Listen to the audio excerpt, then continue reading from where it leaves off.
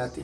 ये actually party की अंदरूनी जो उनकी मतभेद हैं और दमों की राजनीति पर वर्चस्व की लड़ाई है।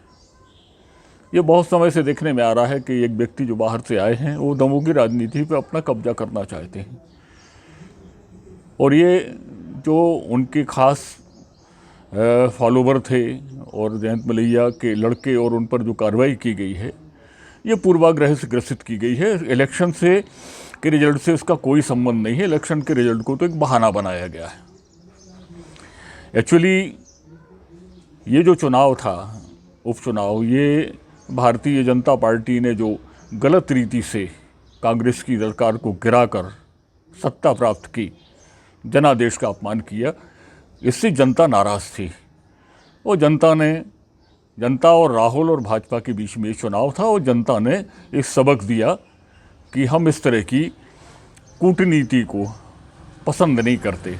इसका जिम्मेदार तो जयंत मलैया और उनके परिवार को माना जा रहा है। ये उनने गलत बताया, क्योंकि जयंत मलैया की फॉलोइंग तो है, व्यक्तिगत उनके सपोर्टर्स हैं, ये पक्का है, और बहुत बड़ी तादाद में, लेकिन इतनी बड़ी तादाद में नहीं है कि 17,000 से ऊपर की लीड दिला सकें।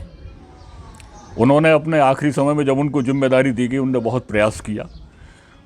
इससे कोई फ़ायदा भाजपा को मिला हो या ना मिला हो, लेकिन निश्चित रूप से कुछ ना कुछ तो मिला है। उनने ईमानदारी से काम किया, और उनके ऊपर ये जो कार्रवाई की गई है इसको मैं न्यायोचित नहीं मानता। तो ऐसी कंडीशन में संगठन को क्या निर्णय लेना चाहिए? संगठन को एक्चुअली अब धरातल पर आ जाना चाहिए। लगातार जीत से भारतीय जनता पार्टी के अंदर एक अहम का भाव आ गया है कि हम जो करेंगे उसको जनता स्वीकार करेगी। ये बिल्कुल गलत है। एक्चुअली क्या है, 85% लोग जो हैं वो तटस्थ लोग हैं, और 15% लोग हैं जो पूरे राजनीतिक दलों से जुड़े हैं, वो 15% हैं। निर्णय करते हैं 85% लोग। वो 85% लोग हैं लोकतंत्र में शुद्धता का, सुचिता का ख्याल रखते हैं। वो किसी को महामानव नहीं मानते हैं। ये इनकी आत्ममुक्ता है। चाहे यहाँ के लीडर हों जो अभी थोड़ी सी सक्सेस मिल गई वो वोटों के से, वो आत्ममुग्ध हैं। वो सोचते हैं हम महामानव हैं, हम जो करेंगे सब मानेंगे। ऐसा नहीं है। यदि ऐसा होता तो एक तंत्र बना रहता, कांग्रेस कभी न जाती। 85% लोग हैं जो शांत हैं, जो बोलते नहीं है, वो अपने मतदान से अपना रिजल्ट दे देते हैं। देखिए, मेरे ख्याल से पार्टी तो यहाँ से चली गई। पार्टी को तो खामियाजा लगातार कई इलेक्शंस में भोगना पड़ेगा, और हो सकता है लोकसभा के इलेक्शंस में भी भोगना पड़े। लोकसभा के इलेक्शन में एक्चुअली मोदी का चेहरा सामने आया था। लोग मोदी के प्रति बहुत ज़्यादा विश्वस्त थे, तो उनने विधानसभा से ज़्यादा अंतर से प्रहलाद पटेल को जिताया था। अब वो छवि भी टूट गई। कोविड में जो जिस तरह की लापरवाही की इनने, वो छवि भी टूट गई। आज तो मोहन भागवत ने भी कह दिया कि सरकार की, प्रशासन की और लोगों की लापरवाही के कारण ये कोविड फैला। उनका लापरवाही कह देना बहुत बड़ी बात है। अनुपम खेर जैसे जो भाजपा के फॉलोवर थे, तुरंत आक्रामक हो जाते थे ट्विटर पे, उनने भी कह दिया कि नहीं ये गलत है। तो छवि तो टूट गई है। अब कोई इनके पास ऐसा फिगर नहीं बचा जो इनको, एक कोई मैजिक नहीं बचा जो इनको जिता सके। तो आगामी चुनाव में इसका क्या पार्टी के निर्णय पर असर पड़ेगा? बिल्कुल पड़ेगा। यदि पार्टी मलैया परिवार को इससे आगे जाके और पनिशमेंट देती है या उनको अपने से बाहर करती है, तो समझ लीजिए वो खुद दमों से बाहर हो जाएगी पार्टी। उसका कोई यहाँ धनी धोरी नहीं रहेगा। कि इसके 3 असर हो सकते हैं। पहला तो ये कि जयंत मलैया को ये निकालते हैं पार्टी से, और अगले चुनाव के पहले ये वापस ले लेते हैं, और राहुल सिंह को फिर से टिकट दे देते हैं। तो ये बात निश्चित है कि जयंत मलैया कुछ करें या ना करें, लेकिन जयंत मलैया के समर्थक राहुल के विरोध में वोट देंगे तो कांग्रेस को फ़ायदा होगा। दूसरा ये है कि यदि ये निष्कासित कर देते हैं और वापस नहीं लेते हैं, तो इनका बेटा सिद्धार्थ या किसी को ये खड़ा कर देंगे, तो बीजेपी की वोट बटेगी, कांग्रेस की नहीं, फिर कांग्रेस जीत जाएगी। और तीसरी स्थिति, यदि इनको निष्कासित करते हैं और निष्कासित करने के बाद वापस लेकर फिर इनको टिकट दे देते हैं, तब भी कांग्रेस जीतेगी। ये नहीं जीत पाएंगे, क्योंकि इनकी बेइज्जती हो चुकी होगी और प्रहलाद पटेल जी और राहुल सिंह जी के लोग इनका सैबोटेज करेंगे। तो तीनों स्थिति में कांग्रेस को फ़ायदा होने वाला है। इसलिए मेरा ये सुझाव है संगठन को कि इनके खिलाफ कोई भी सख्त एक्शन ऐसा ना लें जिससे इनकी प्रतिष्ठा पर प्रश्न लगे। दूसरी बात, दमोह में जो इन्होंने अभी इतने दिन तक संगठन के लोग और मंत्रिमंडल के लोग पड़े रहे, यदि ये यहाँ नहीं रहते और सिर्फ जयंत मलैया को डिप्यूट करते तो 100% जयंत मलैया इसके लिए दोषी थे, उसमें कोई शोकाज नोटिस देने की जरूरत नहीं थी। चूँकि अब ये जिम्मेदारी बट गई थी, तो ऐसा लगता है कि सबको जिम्मेदारी जाएगी जो लोग यहाँ काम करने आए, चाहे मुख्यमंत्री जी हों, चाहे प्रदेश अध्यक्ष हों, चाहे प्रहलाद पटेल जी हों, सबके हिस्से में कुछ ना कुछ असफलता तो जाती है। पूरी जिम्मेदारी संगठन की मलैया जी को हराने की कही जाए तो गलत होगी। आम जनता में क्या एक मैसेज पहुंचा है संगठन के इस फैसले से?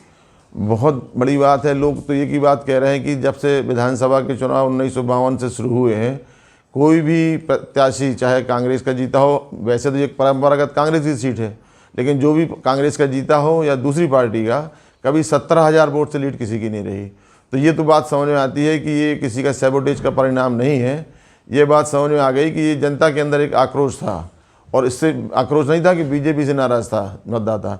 उनको ये लग रहा था कि जबरदस्ती चुनाव थोपा गया है। 2.5 साल तक यदि राहुल सिंह जी रहे आते तो कुछ बिगड़ना नहीं था। सरकार का खर्च ज़्यादा हुआ फालतू में, और जो कहने को हो गया कि कोरोना फैला, कोरोना तो फैल रहा था, लेकिन इसका दोष चुनाव पे मर दिया गया।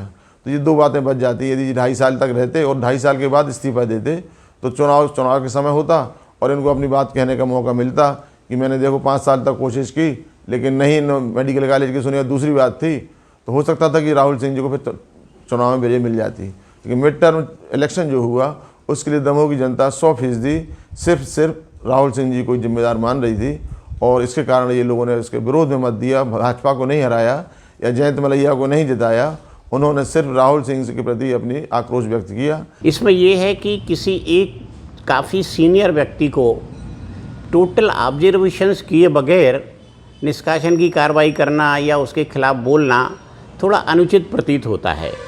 रहा चुनाव में हार जीत का, तो मलैया जी भी हारे हैं एक आध बार, और भी हारे हैं, एक आध बार अजय टंडन भी हारे हैं। लेकिन इसका ये मतलब नहीं होता कि वो अपने सीनियर लोगों को के खिलाफ बोलते हुए पार्टी से निष्कासन जैसी बातें करने लगें।